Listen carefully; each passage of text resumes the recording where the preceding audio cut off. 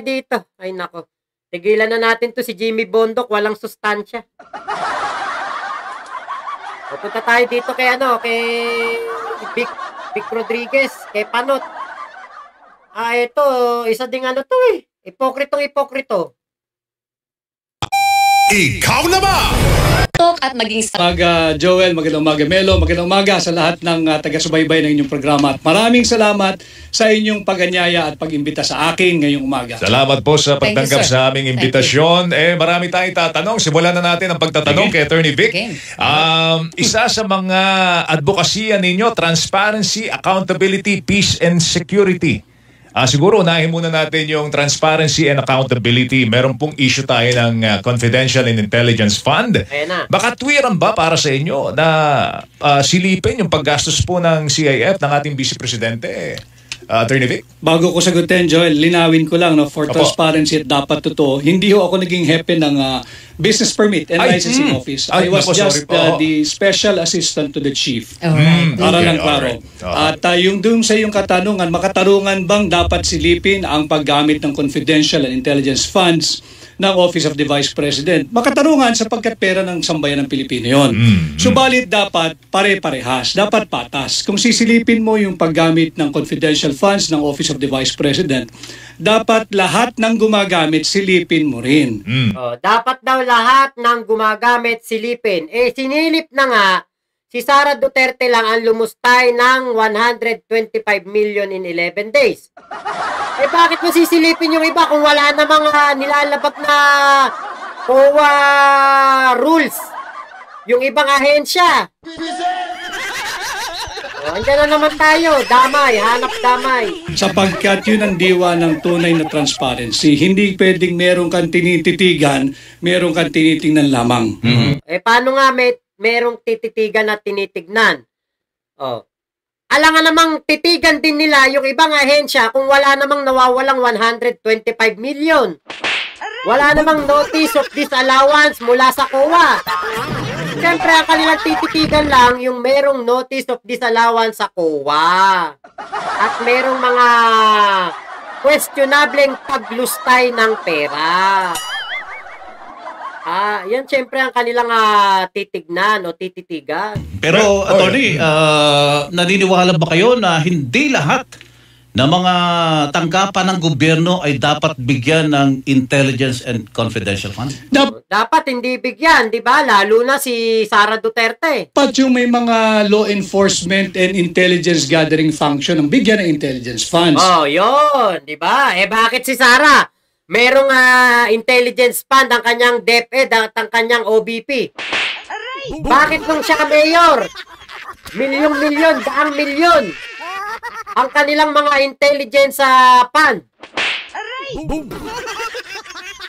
Tama, Nailinda Villaflores, diba? Yung kay Pulong nakakalimutan ko yan, 51 billion. 51 billion para daw sa flood control, pero umihilang pala ka sa Davao, bahana. Yung confidential funds, alam ninyo, basta't nandyan at nagtatrabaho ang Commission on Audit, hindi tayo dapat mangamba sa paggamit ng confidential funds. Nangangamba na nga tayo kasi nga na-plug na nga ng COA si Sara Ay, nagkaroon ng hearing sa Kongreso. Subject to audit naman yan At yun nga, kung mali naman yung paggamit ng pera ng sambayanan, whether it be confidential, intelligence, or ordinary disbursement of public funds, dapat panagutin. Doon papasok yung accountability ng aming advokasya. Apart from advokasya nyo, accountability, pero ayaw nyong maimbestigahan si Sara. Pinagtatanggol nyo si Sara. Diba? Naghanap kayo ng accountability pero ayaw nyo ng impeachment complaint kay Sara. Hindi na papanahon. Kailan? Kapag hindi na Vice Presidente, saka imbestigahan kung saan nilustay yung pera. Transparency. Dapat klaro yan, yung accountability. Panagutin natin lahat ng mga nagkokorap o nagnanakaw ng pera ng gobyerno. Yun, at nabanggit mo na rin yung... lahat daw na nagkokorap at nagnanakaw sa kaban ng bayan o kaban ng gobyerno. Di questionin mo na kagad si Digong, si Sara. si Baste, kung saan napunta yung mga pondo nila. Yung mga nagnanakaw ng pera ng gobyerno, ang CAF ay nadidikit din po sa issue ng corruption. Malaking problema po ng gobyerno ang corruption, napakalaking pondo na pupunta dito.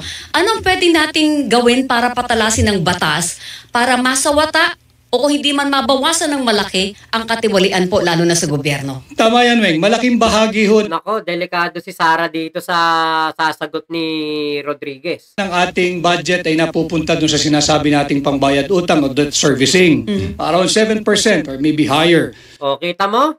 O, pambayad utang kasi ang lakas mangutang ni Digong. O, kaya ang laki ng mga babayaran natin kasi nga from 6 trillion naging 13 trillion. Sus Mariosep. Sa loob lamang ng 6 na taon. Nilagpasan pa ni Digong yung inutang ni Emilio Aguinaldo hanggang kay Pinoy.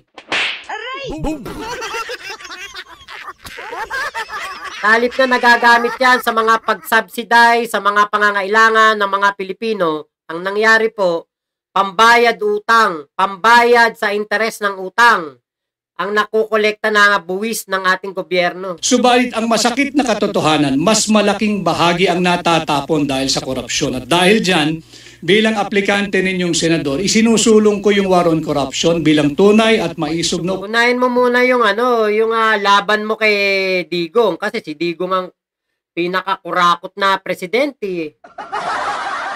posisyon. At aking ipapanukala bilang senador ang pagpapababa ng threshold ng plunder. Nako, ayan, nako.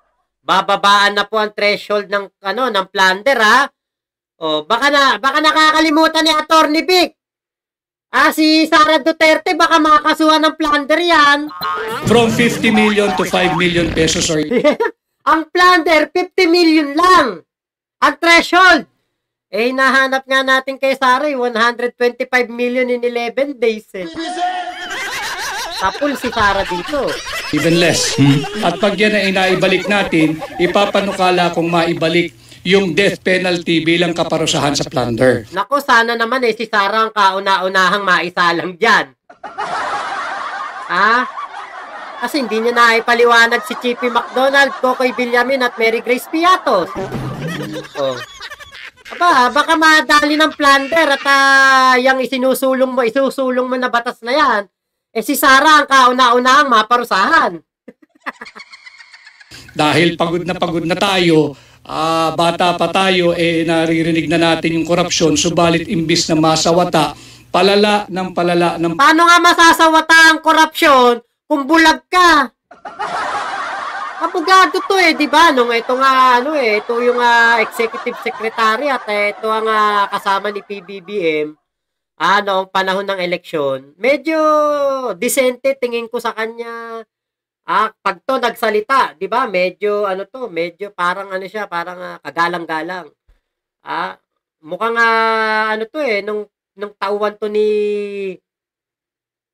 PBBM, mukhang maayos. Ngayon, naging chipipay na, parang si Rockwell na Aray! Boom! Mukhang tukmol na yung tingin ko rito kay Vic Rodriguez Nabobo! Kaya nga yun ang ating dyan Yun nga yung ating title dyan. Ang mga bobong kandidato sa pagkasenador 2025 part 1. Kasi alam ko may part 2 pa to. Nandyan pa yung sila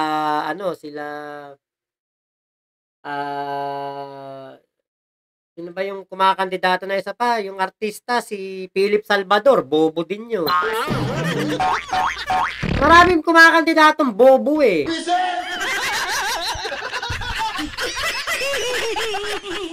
Kaya nga ito, matatalino talaga po sila. Noon yun. Ngayon, nabobo na sila. palala at higit ng talamak ngayon ang korupsyon. Paliwanag nga. Talamak daw po ang korupsyon. Lagi nilang sinasabi, may korupsyon, may korupsyon, may korupsyon.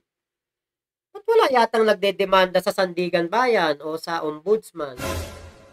Diba? Wala man lang kahit isa man lang na naglakas ng loob na pumunta sa proper forum para maidemanda na yung sinasabing gumagawa ng katiwalian o gumagawa ng korupsyon sa gobyerno. Aray! Ba't wala po kayo kinakasuhan? Kaya nga yan tinanggal dahil sa sugar importing corruption na malakas magnanakaw kaysa sa iba. Sabi ni Kuya Pogi, Ate Telma, Petroshka. Kuya Pogi, di ba kaya nga siya natanggal, di ba? Yung dahil dun sa pirma, merong pirma si PBBM ba yun?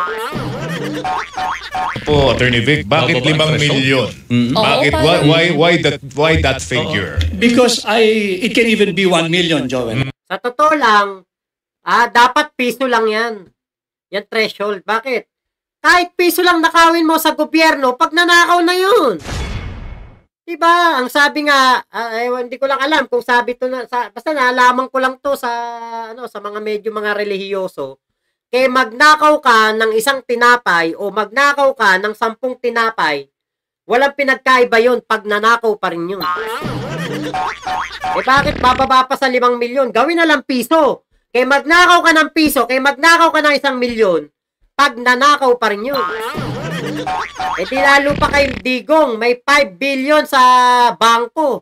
Saan galing? Sapagkat walang dahilan na tayong apat ay nag-uusap dito kaharap ang mga sambayan ng Pilipino na hindi man natin makasuhan yung mga nagnanakaw sa ating tiwali sa gobyerno ng plunder o pandarambong sapagkat hindi pa umaabot ng 50 million pesos. Ang pagnanakaw ay pagnanakaw kahit ano pang halaga yan. O yun, di ba? Tama. Dapat umpisahan mo na kay Sara Duterte. Saka kay Digong. Saan niya kinuha yung 5 bilyon sa kanyang bank account. Kaya ayaw pumirma ng waiver. At base na rin, lagi kong sinasabi, kahit sa banal na kasulatan, ang sabi lang doon, thou shall not steal. Huwag kang magnakaw, period. Walang kondisyon na huwag ka magnakaw ng 50 million kundi mapaplunder ka. Death penalty para sa plunder, sir, sinubukan na yan sa Kamara pero hindi nagtagumpay. What will make it work now? I think iba ang kondisyon ngayon. Galit higit ang mamamayang Pilipino dahil nakikita nila grabe ang korupsyon. At all levels, nakikita yan. Not only because I am running for senator and I'm speaking this way, no. Dama ng ordinaryong Pilipino yung lantarang korupsyon with what's happening with our mangled and unconstitutional 2025 budget. So nakikita at alam ng tao yan. At katanggap-tanggap ngayon. Hindi po. Kasi alam nyo kung totoong merong ganyang kalalaking korupsyon, ganyang kalalaking mga pagnanakaw sa kaban ng bayan, ang unang-una na mga sisigaw dyan at mga magwewelga, dilawan. Bakit kumakampi pa po ang mga dilawan ngayon kay PBBM? Diba? Ang inaasahan nga natin na magiging kalaban ng ating Pangulong Bongbong Marcos ay ang dilawan. Pero bakit ang dilawan kakampi na ngayon ng mga BBM? Kasi katulad kanina do sa rally, dilawan at pro-BBM nagkasama-sama para sa isang mithiin, impeach Sara. Alam mo yung si Vic Rodriguez, bunganga siya ng bunganga, ayaw niya sa korupsyon, ayaw niya sa pagnanakaw sa gobyerno, lalabanan niya ang pangungulimbat ng mga masasamang politiko sa kaban ng bayan. Start mo munang linisin yung bakuran mo bago ka magbunganga. Diba? Start mo muna na tignan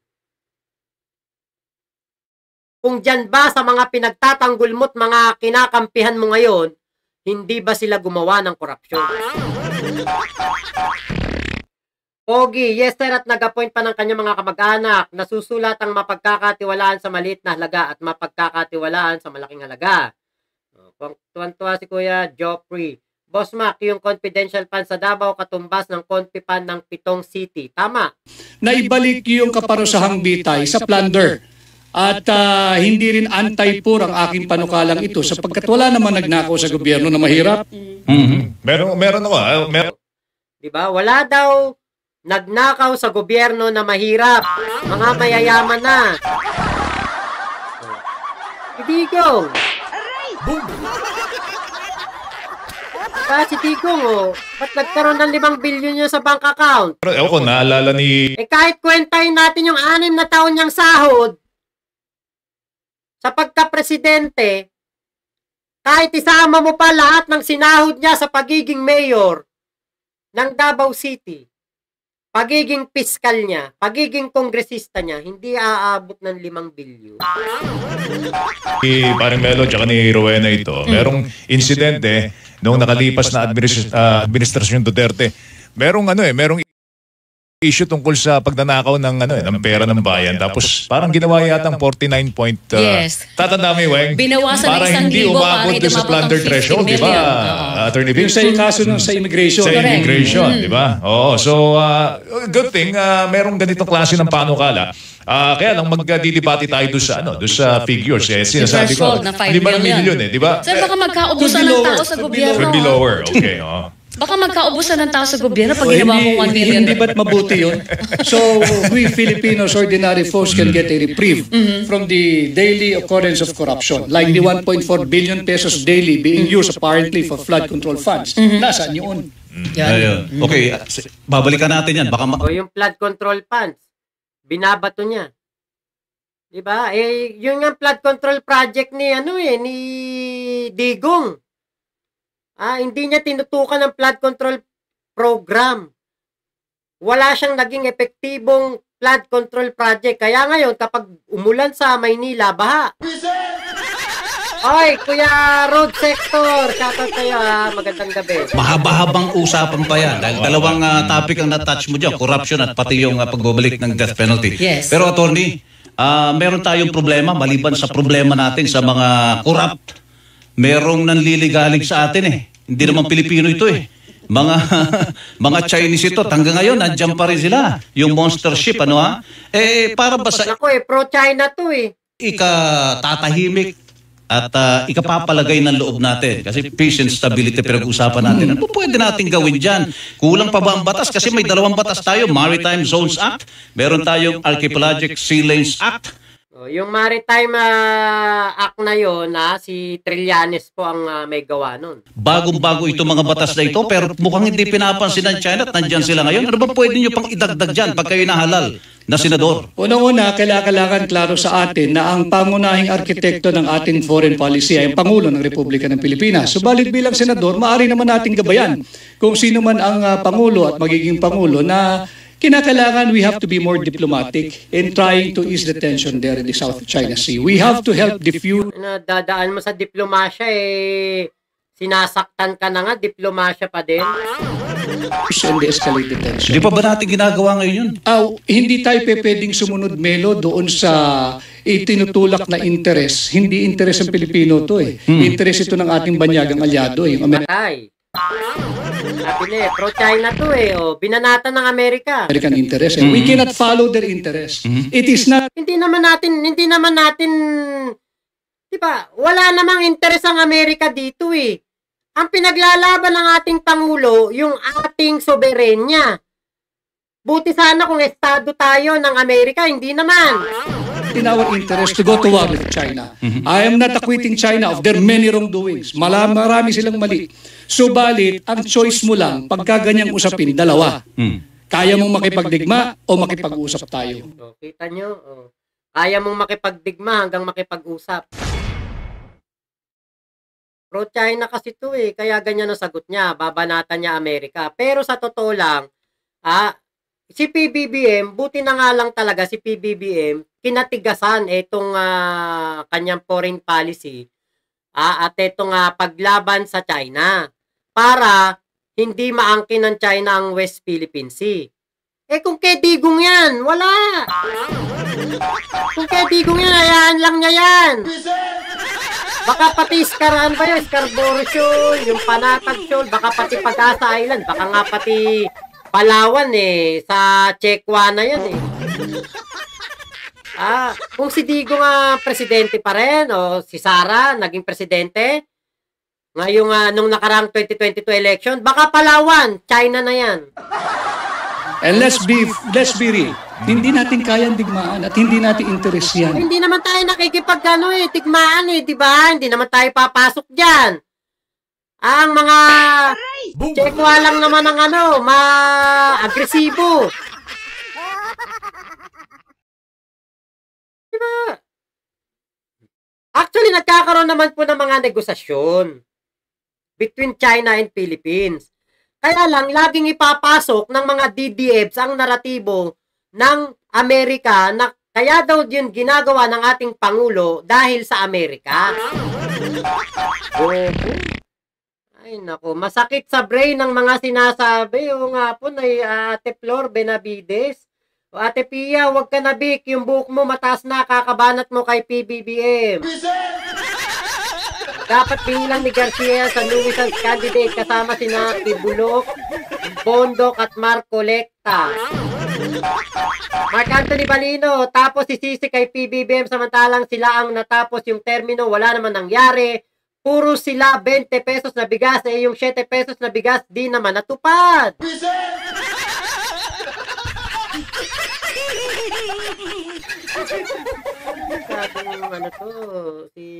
Bumalik tayo doon sa sinabi niya kanina ni Vic Rodriguez, yung sa plunder. Abay sana'y mademanda talaga ng plunder si Sara para si Sara ang kauna-unahang matamaan ng kanyang ibababang threshold daw sa kasong plunder na 50 million ibababa sa 5 million. Yung kay Sara nga 125 million yung hinahanap natin eh. Diba? Pero yun napakalaking halaga nun. 125 million in 11 days nilustay lang sa walang kapararakan. Gitano! Hindi nakakaingit. Biruin mo, dami nilang pera. Tayo wala.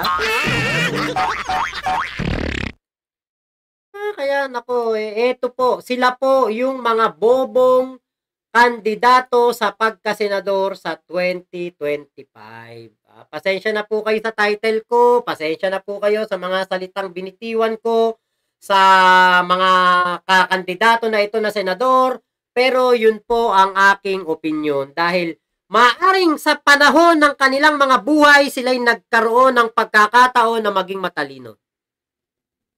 Hindi may kakailayan. Sila'y mga naging abogado, nag-aral sa mga matataas na paaralan na talagang nagkaroon sila ng mga matitindi na mga pagkilala. Ang kanilang mga educational attainment ay hindi po matatawaran. Pero dahil po sa kagustuhan nilang humimod ng tumbong ni Digong, makapasok sa politika at maproteksyonan ang kanilang mga Panginoon. Nabobo po sila. Ayan. Nakuha pang patapyas yung ilong gamit pondo ng bayan. Sino yun? Mark Anthony. Okay lang po yun, sabi na Ate Pia. Sabi ni Aishi, Claire, go Vic. Go Vic daw, magpakabobo ka daw. Go Vic, magpakabobo ka. Kaya to tinanggal ni PBBM sa sa kanyang gabinete kasi bobo. Ay talaga ba? Pera ng taong bayan, sinangray na plastic. So, yun po. Ako po yung magpapaalam na sa inyo dito sa ating live na ito. Salamat po sa inyong suporta dito sa aking munting channel. Sana po yung aking mga upload ay inyo pong masuportahan din, mapanood po ninyo.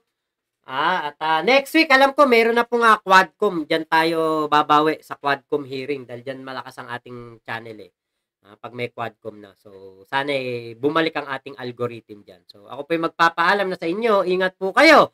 Nasaan mang panig kayo ng mundo. Mama chup chup, love you. God bless us all, Pilipinas. God first. Salamat po. Ingat po kayo lahat dyan. Bye-bye. Ate Josephine Barrios.